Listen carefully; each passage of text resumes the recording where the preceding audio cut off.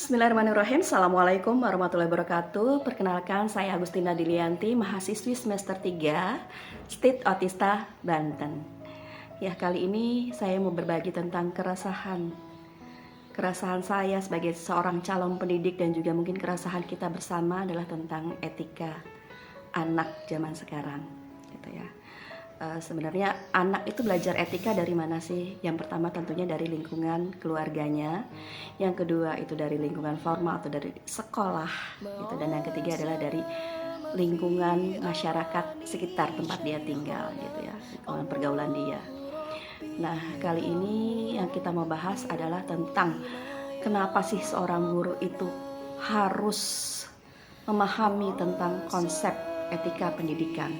Jadi sebelum kita membahas tentang pentingnya seorang pendidik atau guru memahami konsep etika dalam pendidikan, kita bahas sedikit dulu tentang apa itu etika pendidikan ya. Jadi etika pendidikan itu adalah penerapan nilai, penerapan adab, penerapan akhlak, norma-norma gitu ya, norma-norma etika yang ada di sekolah dan juga ada di dunia pendidikan.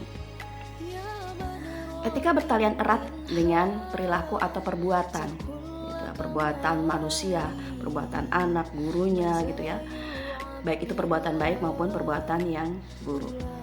Nah, kenapa sih pentingnya, gitu ya, seorang guru itu harus penting, harus memahami tentang konsep etika dalam pendidikan? Alasan pertama adalah guru itu adalah digugu dan ditiru. Di dalam peribahasa Indonesia kita tahu ada istilah guru kencing berdiri, murid kencing berlari. Dalam arti jika seorang guru mencontohkan sesuatu yang buruk, itu siswanya akan lebih buruk lagi, gitu. Etikanya akan lebih buruk lagi. Jadi etika seorang guru ketika peribahasanya ibaratnya kencing berdiri, gitu ya, etika yang tidak baik, maka muridnya akan berlari, etikanya lebih buruk lagi, gitu ya. Dan alasan yang kedua adalah konsep pendidikan dari Bapak Pendidikan Indonesia Ki Hajar Dewantoro, yaitu Ingarso Sungtulodo, yang artinya adalah di muka memberi contoh, ing madya mangun karsa, yaitu di tengah itu membangun cita-cita, dan juga tuturi handayani, mengikuti dan mendukung siswa, mendukung peserta didik, gitu ya.